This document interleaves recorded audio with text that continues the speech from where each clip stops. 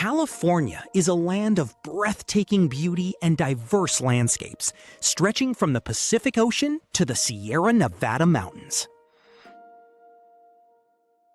On January 1st, 2025, is a black day in California. The foot of the fire started real close to where the last fire was on New Year's Eve. Fire just 8 acres, mopped up within hours.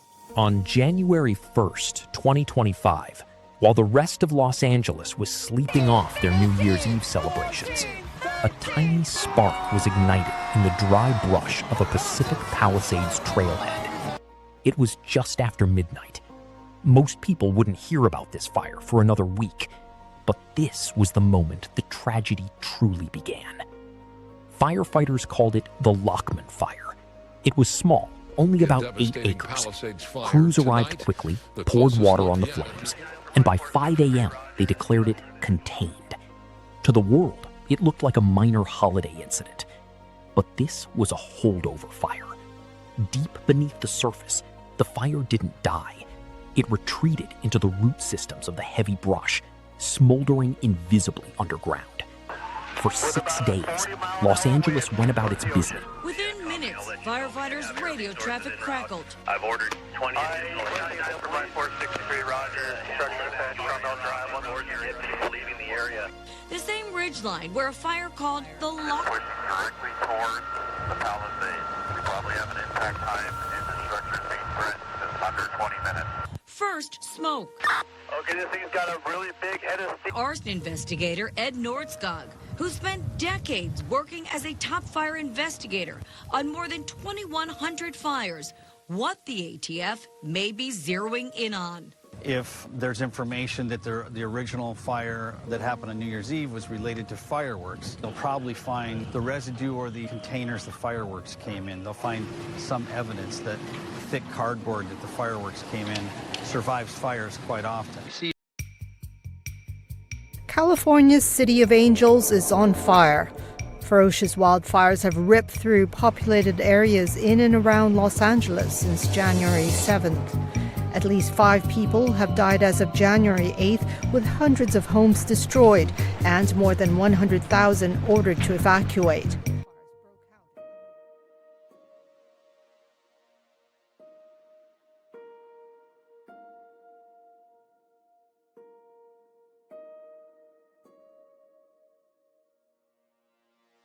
Did this Uber driver start one of the most devastating fires in LA history, the Palisades Fire? 29-year-old Jonathan Rinderknecht was taken into custody and is charged with setting a small fire on New Year's Day that burned underground, eventually erupting a week later into the Palisades Fire that devastated the wealthy neighborhood. He dropped someone off. He was in this neighborhood, and he went up to this hilltop. Around 12:12 a.m., he ignited a fire. During the investigation, 2 of his passengers described his mood the night the fire was ignited. He appeared agitated and angry that night. The arrest comes after a 9-month investigation. He was the only person in this location at the time this fire ignited. We have no other indication that any other person was there. There were no fireworks at the time. As evidence, authorities cited these images he generated of a burning city via AI. They also say in the weeks leading up to the fire, Rinderknecht watched a music video that shows a French rapper starting small fires. This area of California, Santa Ana winds, people talk about it all the time. Explain how those work. Raise your weather IQ. So it starts with the jet stream. So you have a big old high pressure system further off towards the west. What does a high pressure do? It circulates in a clockwise manner. And so that's still going to filter the winds coming out of the northeast. You're first going to have a high pressure system that's going to flow air over the mountains, over the Sierras. This air is going to push down the mountains, and when air is pushed down, it compresses as it moves down into a higher pressure. This is going to warm the air. Then it gets even drier. So not only do you have a strong wind, you have a strong dry wind, and they also haven't had a lot of rain recently after they had that atmospheric river, but then one more step happens. All this dry air that's in the deserts gets squeezed through the canyons, creating even stronger winds,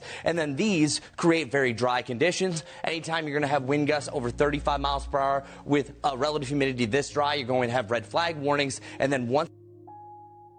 How did it get so bad so fast?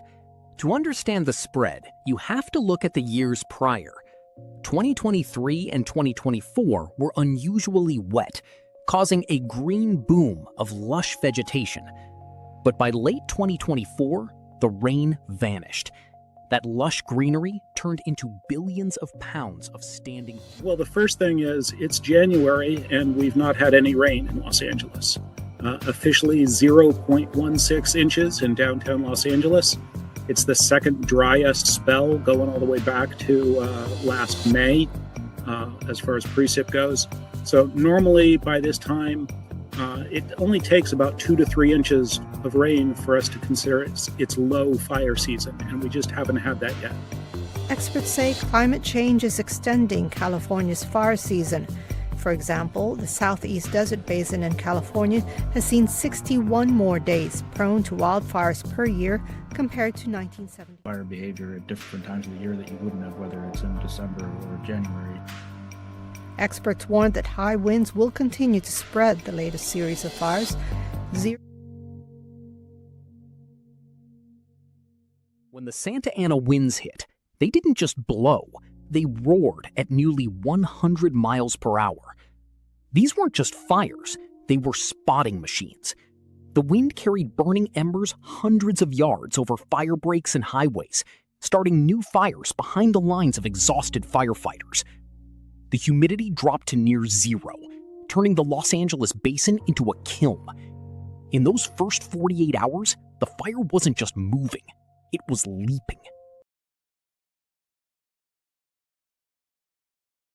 An update on the wildfires burning in LA County. The death toll now climbing to 24 people, 8 from the Palisades fire and 16 from the Eaton fire. At least 16 people are missing, with countless injuries being reported. There's good news. Firefighters are closer to containing the Hearst fire. It's now 89% contained. The numbers are staggering, but the names are what matter. By the time the smoke cleared, over 57,000 acres were scorched. But more painfully, we lost 31 of our neighbors, many of them elderly residents in Altadena and the Palisades. I'm going to break down again. That's what I feel. It's my whole life. 5 minutes ago, I was sitting in the car by myself, and tears just came over my face. So, my entire history is in the house. I'm okay. I'll be okay. I'm tough, and we'll start over. Even though I'm 91 years old, I'll start over again. Who simply couldn't outrun the flames. More than 18,000 structures, mostly family homes, were reduced to white ash. Over 200,000 people were forced to flee with nothing but what they could carry in their cars. The economic damage is estimated at over $52 billion, making it one of the costliest disasters in American history.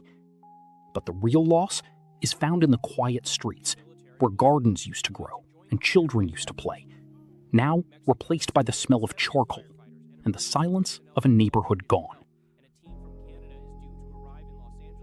The main crisis lasted exactly 24 days, beginning with the massive wind-driven spread on January 7th. It finally ended on January 31st, 2025. Both the Palisades fire and the Eaton fire were declared 100% contained. Can now fully focus on recovery. The Cal Fire confirming last night that the deadly Palisades and Eaton fires are contained at 100%. Both fires began over 3 weeks ago on January 7th. Over 37,000 acres of land and homes were burned.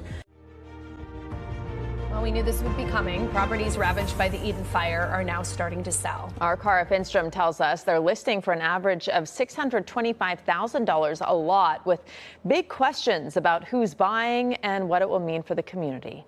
To see a trend of developers and private investors come through and purchase these lots. With the investors and the developers, they have the cash and the means to do so. Resilience isn't just a word in California, it's a survival tactic. By mid-January, as the smoke lifted, the state pledged billions for recovery. But the true power of the comeback came from the people.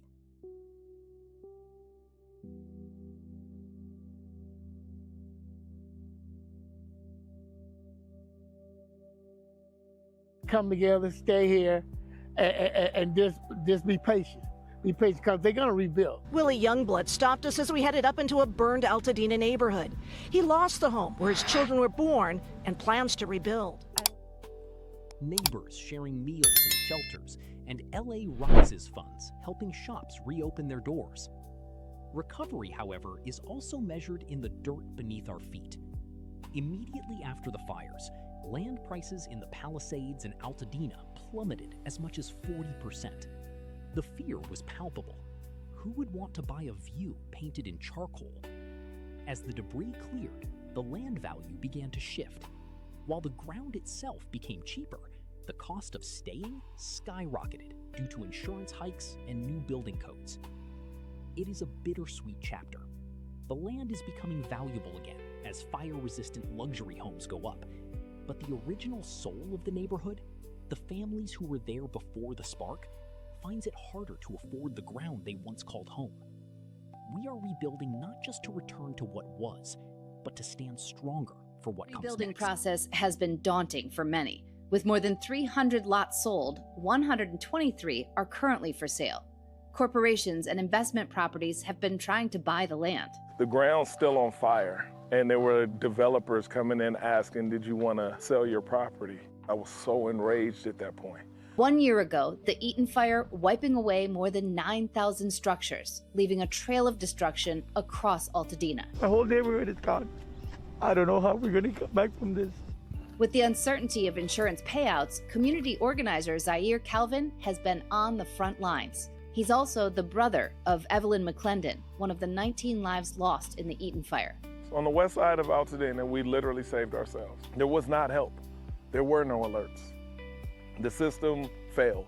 We didn't have water to put the fire out. When the firefighters were running around, that was one of the complaints, is we don't have water. Displaced residents demanding compensation from SoCal Edison.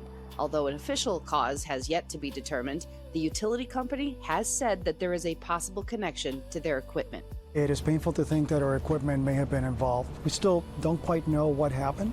Another stark reality, those that have homes still standing, but they're uninhabitable, like the Lombardis, whose property tested positive for high-level toxins like lead. I came home to try to get some things put away, and I got a migraine for 3 days. Lead cannot be 100% cleaned. Kids absorb the lead twice as fast as adults do. The family of five's home looks exactly as they left it last year. Dishes still sitting in the sink. The invisibleness of contaminants that are in the house and the uphill battle of trying to convince the insurance company that these things are present and they are dangerous for our family. It's been months of back and forth with their insurance company while struggling to find permanent housing. So we have been paying this entire time. The mortgage, thank God, have not fallen behind. We're just asking our insurance companies for what's right and due to us, which is pay out our policy. Let us try to get back to our somewhat normal lives.